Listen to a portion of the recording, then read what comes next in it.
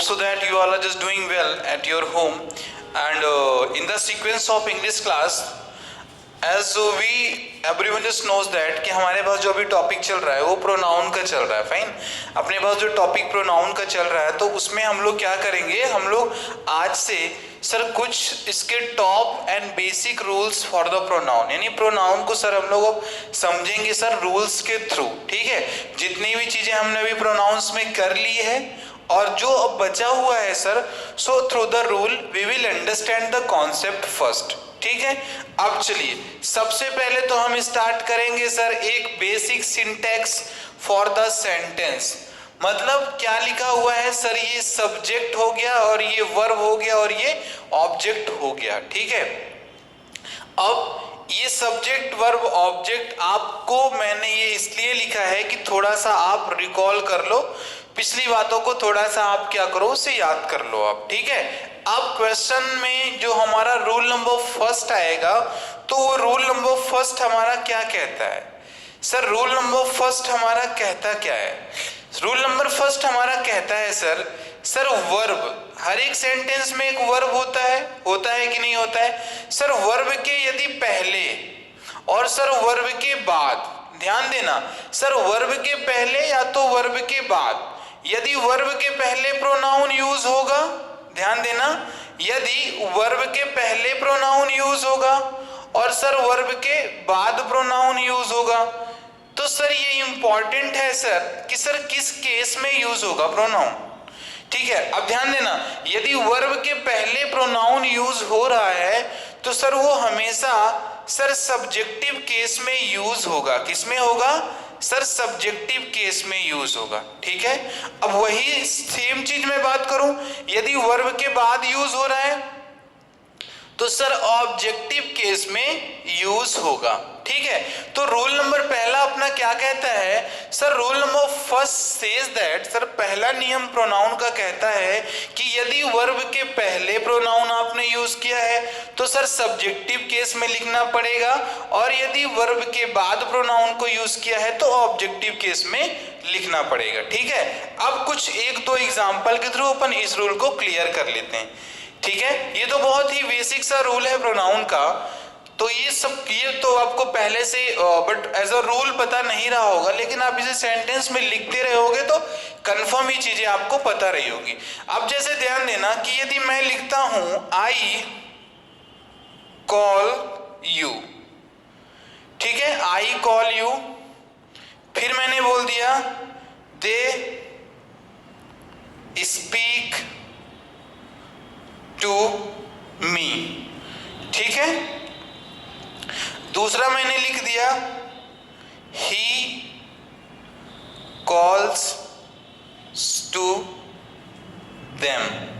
ठीक है, ये देखो तीन सेंटेंस हमने लिखे हैं यहाँ पे. पहला सेंटेंस क्या लिखा हुआ है, आई कॉल यू, दूसरा लिखा हुआ है दे स्पीक टू मी, और तीसरा लिखा हुआ है ही कॉल्स टू देम. ठीक है, अब देखो आप यहां से समझना थोड़ा चीज को, ये देखो ये आपकी हो गई क्या वर्ब, ये क्या दिया गया है आपका, ये वर्ब दिया गया है सर, ये भी वर्ब दिया गया है, और सर ये भी क्या दिया गया है, एक वर्ब ही दिया गया है. तो सर वर्ब के पहले आप देख लो, यहाँ पे वर्ब के पहले क्या आई दिया गया है और वर्ब के बाद you.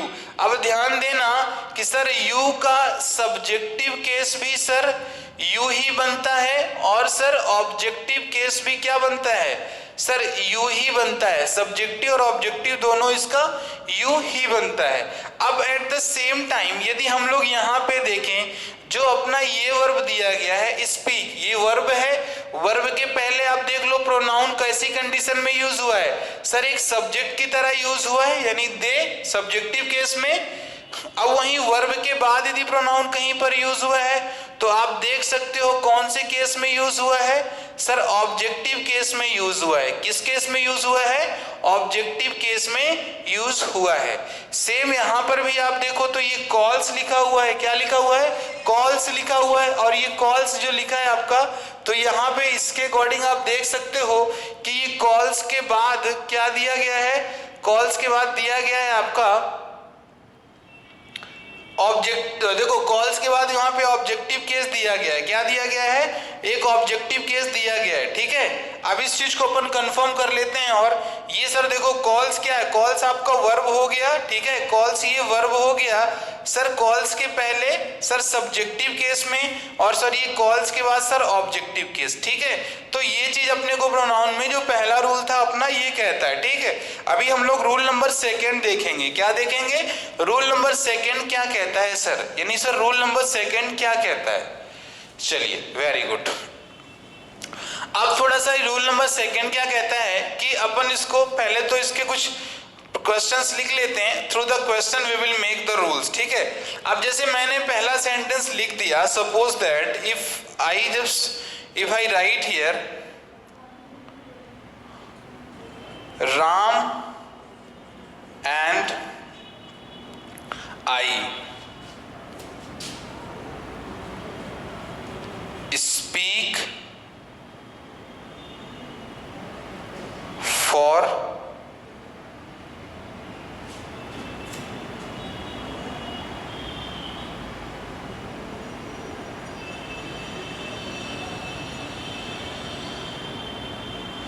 their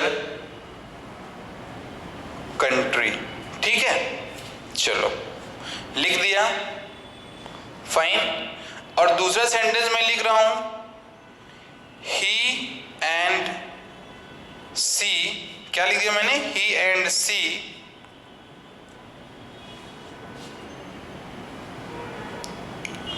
go to market for her work, ठीक। अब तीसरा मैं क्या लिख रहा हूं, तीसरे को भी देख लो आप। जो थर्ड लिखूंगा मैं, दे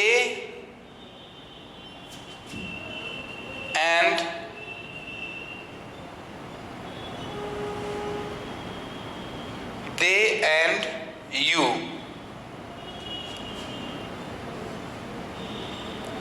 गोज टू शिमला, ठीक है। चलो सेंटेंस कितने लिखे गए हैं आपके इसमें? 3 सेंटेंसेस हियर आर एक्चुअली। तो पहला, दूसरा, तीसरा। फर्स्ट में क्या लिखा हुआ है? अभी आप देखो फर्स्ट में क्या लिखा हुआ है। इस सेंटेंस क्या सही लिखा हुआ है? Ram and I speak for their country. यानी सर ये राम एक हो गया नाउन, एक नाउन वन हो गया, और ये सर इधर प्रोनाउन वन हो गया। तो यानी कहने का मतलब सर ये प्लूरल है, ठीक है। राम एंड आई प्लूरल है कि नहीं है? प्लूरल है। स्पीक फॉर देयर कंट्री, तो सर सेंटेंस सही है गलत? ध्यान से देखना, नहीं, ये सेंटेंस यहां पर गलत लिखा हुआ है। क्यों गलत लिखा हुआ है? वो इसलिए क्योंकि सर आपने यहाँ पे राम और आई यानी थर्ड पर्सन और फर्स्ट पर्सन का आपने यूज किया है। तो जब आप थर्ड पर्सन और फर्स्ट पर्सन का आप यूज कर रहे हो तो वहां पे अपने को करना क्या है सर? इस आई के अकॉर्डिंग सर हम ये जो पॉजेसिव एडजेक्टिव का यूज करेंगे तो करेंगे।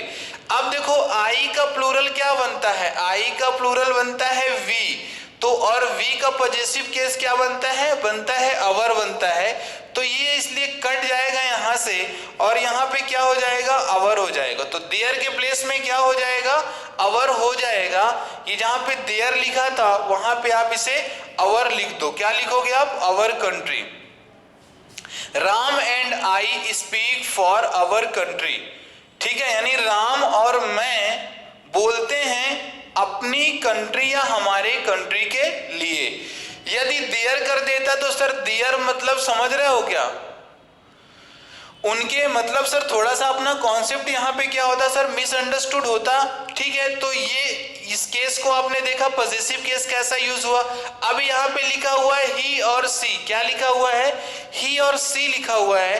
तो सर ही सी लिखा है मतलब सर ये प्लूरल सब्जेक्ट दिया गया यहाँ पे।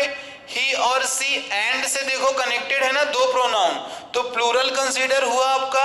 अब यहाँ पे क्या लिखा हुआ है? Go to market for her. Sir ये हर तो सिंगुलर दिया गया है आपका। क्या दिया गया है? सिंगुलर दिया गया है, जो कि गलत है आपका। तो यहाँ पे सही क्या होगा? यहाँ पे सही होगा दियर। क्या सही होगा? दियर। और ये दियर यहाँ पे क्यों लगा हुआ है?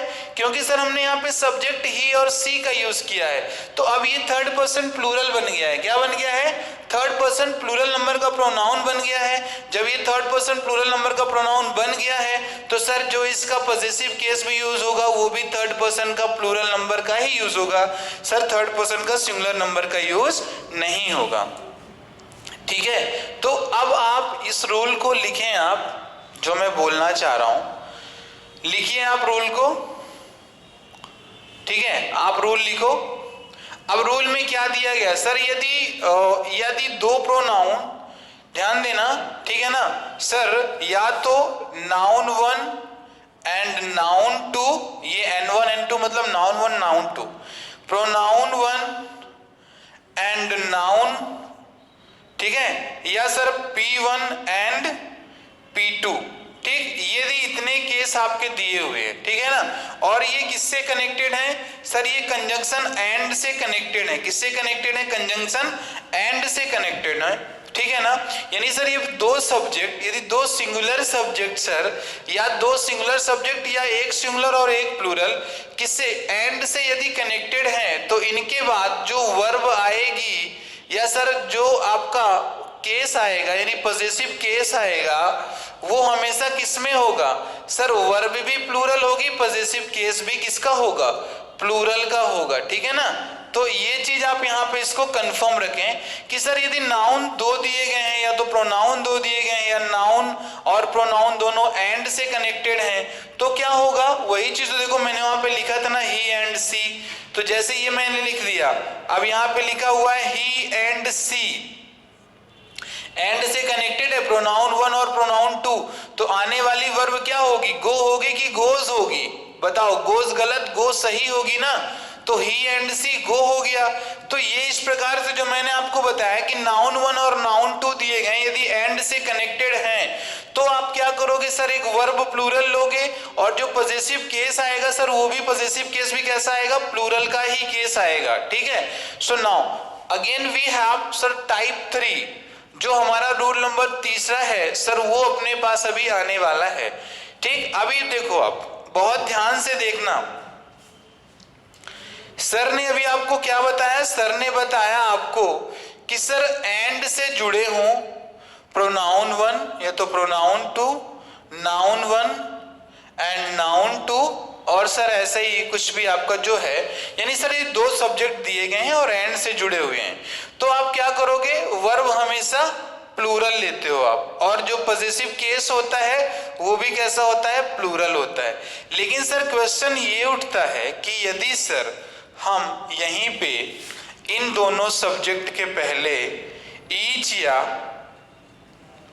एवरी का यूज कर दें, क्या कर दें, ईच या एवरी का यूज कर देते हैं अपन, यदि अपन ईच और एवरी का यूज कर दिए, ठीक है, सेंटेंस लिखता हूं उसके थ्रू समझना थोड़ा आप। मैंने बोला each boy and each girl, ये देखो मैंने लिख दिया each boy and each girl, ठीक है। फिर मैंने दूसरा लिख दिया every boy and every girl, every boy and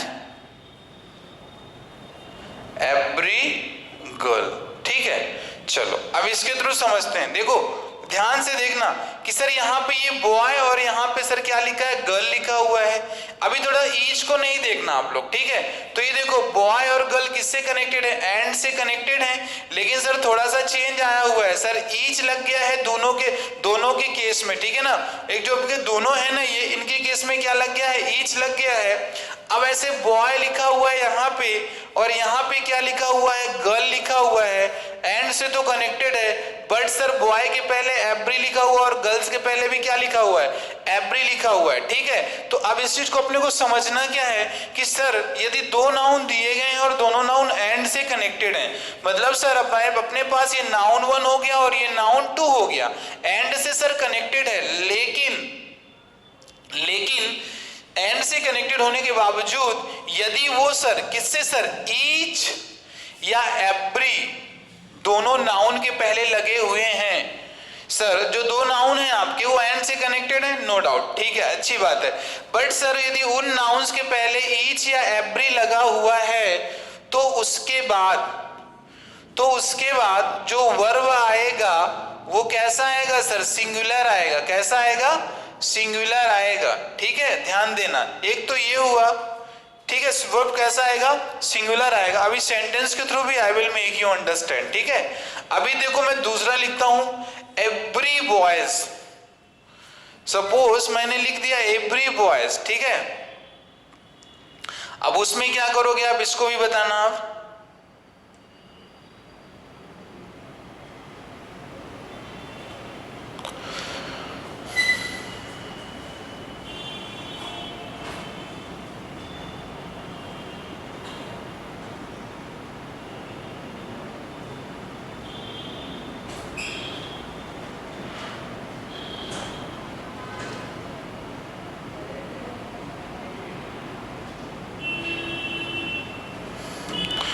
ठीक है, अच्छा, अब मैंने यदि ऐसे लिख दिया, each student and each teacher go to their home, ठीक है। समझना रूल मैंने क्या बताया था, मैंने आपको रूल यही बताया था कि सर नाउन वन और नाउन टू, तो ये हो गया नाउन वन, ये हो गया नाउन टू। सर कनेक्टेड किससे हैं आप देख सकते हो, एंड कंजंक्शन से कनेक्टेड है। बट सर दोनों के पहले क्या लिखा हुआ है, सर ईच लिखा हुआ है। क्या लिखा हुआ है, ईच लिखा हुआ है।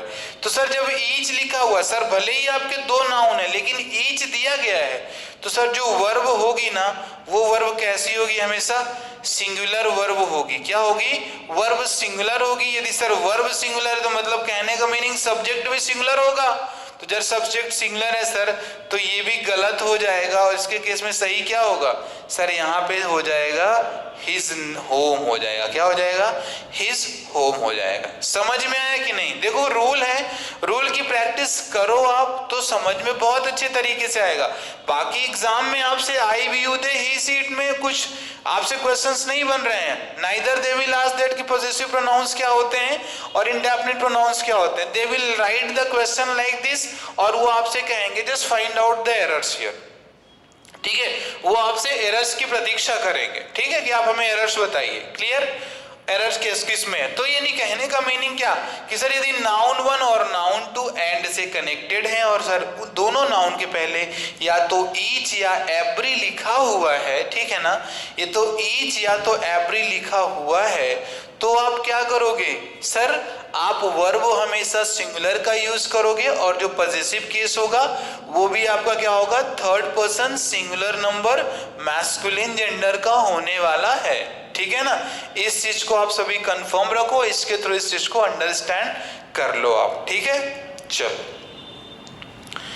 अब अपने पास सर जो एक सेकेंड रूल और नेक्स्ट रूल बनता है, रूल्स तो बहुत बन रहे हैं अपने पास, ठीक है, कि अब सर इसको थोड़ी ना ऐसा बोल सकते, रूल तो अपने पास बहुत सारे बन रहे हैं, ठीक है। ध्यान देना कि कुछ चीजें मैं बता रहा हूं आपको। अब जैसे सपोज करो ईच बॉय एंड गर्ल, ठीक है। अब देखो इस केस में क्या हुआ, हमने एक के पहले ही लगाया ईच बॉय और गर्ल के पहले हमने कुछ भी नहीं लगाया। सर ने तो बताया था सर दोनों के पहले होना चाहिए तो सिंगुलर लगाओगे, अभी सर एक के पहले लग गया तो क्या लगाओगे, अभी बताना। राइट होगा या सर राइट्स होगा, यहाँ पे हिज होगा कि यार सर यहाँ पे दियर होगा। अब आप बताइए, नाउ यू डिसाइड क्या होगा। ईच होगा कि सर यहाँ पे क्या होने वाला है। ध्यान देना कि इस टाइप के क्वेश्चंस बनते हैं आपको देखने में सर ये तो मैस्कुलिन जेंडर और ये फेमिनिन जेंडर लग रहा है, ठीक है, लेकिन क्वेश्चन कुछ भी पूछ सकता है, आपको कंफ्यूज नहीं होना है। तो देखो ईच बॉय एंड गर्ल, तो वर्ब सिंगुलर होगी सर, ये वाली गलत होगी, ये वाली सही है, नहीं राइट्स वहां पे सही होगा। यदि सर वर्ब सिंगुलर होगी तो सर देयर का तो यूज जिंदगी में आप करोगे नहीं, हिज का यूज करोगे आप, ठीक है ना। आप किसका यूज करोगे, हिज का यूज करोगे। थोड़ा यहाँ पे क्या है सर, ये हमारा जो है थोड़ा सा कॉम्प्लिकेशन का केस बनता है sir, how it is possible, but English grammar में ही ऐसा बोला गया है कि सर यदि सब्जेक्ट को आप सिंगुलर कंसीडर कर रहे हो तो मैस्कुलिन जेंडर्स को आपको प्रायोरिटी देना पड़ता है, ठीक है। चलिए ये हुआ आपका। अभी मैं बोलता हूं आपसे, थोड़ा सा ध्यान से सुनना आप मेरी बातों को, ठीक है, क्योंकि अभी तो अपने इसमें रूल्स अभी हमने स्टार्ट ही किए, इसमें आगे हम लोग और भी बहुत सारी चीजें अपन इसमें पढ़ेंगे, ठीक है। अब आप ये बताना, जैसे कि मैंने यदि बोल दिया आपको अ डॉक्टर एंड इंजीनियर, ठीक है, देखो ये एंड से कनेक्टेड है, नाउन 1 नाउन 2, बताइए वर्ब कैसी आएगी यहाँ पे, वर्ब कैसी आएगी, which type of verb you will use their. अब फिर मैंने वहीं पे लिख दिया a doctor and an engineer, यहां पे वर्ब कैसी आएगी। प्रोनाउन की सभी क्या आप एग्जाम्पल्स पढ़ रहे हो, अब यहां पर सपोज करो कि ठीक है, तो अब आप यहां पे क्या करोगे, अभी जेंडर भी लगवाएंगे ना तो वहां पे प्रोनाउन आ जाएगा, ठीक है। अब देखो यहां पे क्या लिखा हुआ है सर, एक डॉक्टर के पहले सर आपने आर्टिकल ए का यूज किया है, आर्टिकल ए का यूज हुआ है, लेकिन सर यहाँ पे इंजीनियर के पहले नहीं हुआ, मतलब सर सिंगल आर्टिकल यूज हुआ है, दो नाउन तो एंड से कनेक्टेड हैं, लेकिन सर एक नाउन के पहले आपने आर्टिकल ए का यूज किया, तो मतलब कहने का मतलब सर क्या कि सर यहाँ पे एक ही पर्सन की बात हो रही है, पर्सन की बात हो रही है, एक ही पर्सन की बात हो रही, ठीक है ना। तो जब एक ही पर्सन की बात हो रही है, क्योंकि जो पर्सन डॉक्टर है वही इंजीनियर भी है, तो यहाँ पे वर्ब कैसी आएगी सर, वर्ब यहाँ पे आएगा हमेशा सिंगुलर आएगा, क्या आएगा, सिंगुलर आएगा। अब लेकिन यहीं पे देखें हम लोग at the same time sir ये डॉक्टर है सर नाउन 1, और सर ये अपना दिया गया है N2 यानी नाउन 2, आर्टिकल यहां लगा हुआ है, आर्टिकल यहां लगा हुआ है, ठीक है, दोनों के पहले आर्टिकल लगा हुआ है, मतलब सर ये दोनों क्या हैं सर, टू इंडिविजुअल्स हैं। जब सर ये दोनों अलग अलग हैं तो वर्ब यहाँ पे कैसी आएगी सर, वर्ब हमेशा यहाँ प्लूरल आएगा, क्या आएगा, प्लूरल आएगा। अब जब सब्जेक्ट भी प्लूरल है, वर्ब भी प्लूरल है, तो सर पॉसेसिव केस भी क्या होगा, प्लूरल ही होगा, ठीक है। अब इन दोनों के लिए आप कौन से प्रोनाउन का यूज करोगे, आप दे प्रोनाउन का यूज करोगे, ठीक है ना, किसका यूज करोगे आप, दे प्रोनाउन का। और लेकिन अ डॉक्टर एंड इंजीनियर के लिए किसका करोगे, या तो आप सी का करोगे या आप किसका करोगे, ही का करोगे, ठीक है ना। तो ये चीजें होती हैं, थोड़ा सा आपको ध्यान देना है, और बहुत बेसिक बेसिक से कॉन्सेप्ट्स आपको अंडरस्टैंड करने हैं, ठीक है। तो ये जो मैंने रूल्स में आपको करा रहा हूँ, ये समझ में आ रहा है आपको कि नहीं आ रहा है वहां पे, ठीक है। Just write in the comment box so that we must be able to understand कि आप चीजों को समझ पा रहे हो प्रॉपरली, ठीक है। चलो अभी क्या है कि हमेशा याद रखना, जो इसके बाद मैं रूल बता रहा हूं उस रूल को भी याद रखना, क्योंकि सर बोलने में तो आपको इजी फील होता है, बट सर सेंटेंस वो हमारा इनकरेक्ट होता है, ठीक है। अभी जैसे मैंने बोला, यदि किसी भी सेंटेंस का सब्जेक्ट क्या दिया हुआ है, इट दिया गया है, और इट के बाद सर टू बी फॉर्म दिया गया है, क्या दिया गया है, टू बी फॉर्म, तो इसके बाद आने वाला प्रोनाउन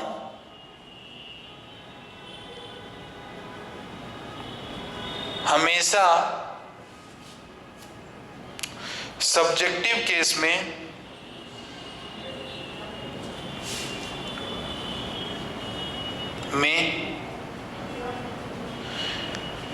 लिखा जाएगा, ठीक है।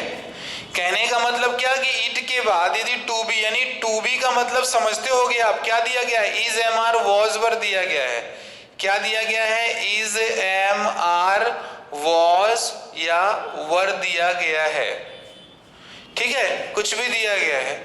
तो आप क्या करोगे सर, टू बी फॉर्म हो तो इसके बाद आने वाला जो प्रोनाउन होगा हमेशा सब्जेक्टिव केस में लिखा जाएगा, किस में लिखा जाएगा, सब्जेक्टिव केस में लिखा जाएगा। एग्जांपल्स के थ्रू मैं आपको समझा देता हूं, ठीक है, ध्यान देना, मैं थोड़ा इसको एग्जांपल के थ्रू आपको समझा देता हूं। अब आप बताना क्या सही होगा। मैंने यहां पे लिख दिया it is me who speaks in English, ठीक है ना, क्लियर। फिर सेकेंड क्या मैंने लिख दिया इसी का, it is I who speak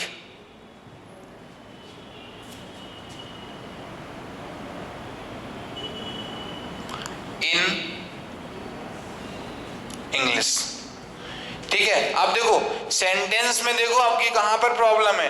देखो सब्जेक्ट के तौर पे क्या दिया गया सर, सब्जेक्ट के तौर पे इट दिया गया है सर, टू बी फॉर्म भी तो दिया गया है, टू बी फॉर्म। लेकिन सर ये केस आपका यहाँ पर गलत हो गया सर, यहाँ पे मी नहीं होगा, गलत है। लेकिन अब यहाँ पे देखो इट दिया गया है, टू बी फॉर्म दिया गया, और केस कैसा दिया गया है सर, सब्जेक्टिव केस दिया गया है। क्या दिया गया है, सब्जेक्टिव केस दिया गया है। अब जब सर सब्जेक्टिव केस दिया मतलब ये वाला सही है और ये वाला गलत है, क्योंकि हम लोगों ने अभी के अभी रूल पढ़ा था कि सर इट के बाद यदि to be form of verb आता है तो उसके बाद यूज होने वाला प्रोनाउन हमेशा क्या होता है सर, हमेशा सब्जेक्टिव केस में लिखा जाता है। किस में लिखा जाता है, सब्जेक्टिव केस में लिखा जाता है, हमेशा राइट्स होता है सब्जेक्टिव केस में, ठीक है। तो actually these were the few rules for today's class. अपन अभी नेक्स्ट क्लास में और भी आगे रूल्स करेंगे, तब तक आप इन रूल्स की प्रैक्टिस अच्छे से कर लेना, सो दैट आपको प्रॉब्लम प्रोनाउन में नहीं जाए। तब तक आप सभी अपना ख्याल रखो और इन रूल्स के थ्रू आप क्वेश्चंस को फॉर्म करो और क्वेश्चंस के कॉन्सेप्ट को अंडरस्टैंड करो, क्योंकि आने वाली क्लासेस में हम लोग क्या करेंगे sir, will study the number of rules. हम लोग अभी इसमें कई सारे रूल्स को भी पढ़ेंगे, ठीक है ना। तब तक के लिए आप सभी अपना ख्याल रखें and just stay ahead, fine, and just make the distance. And I don't expect that any of you just feel the problem of the current problem of the society. That is why I just said to you. So class आज के लिए कुछ इतना ही रखते हैं, फिर अपन मिलते हैं कल की क्लास में। तब तक के लिए सभी को धन्यवाद and have a wonderful day. Thank you class.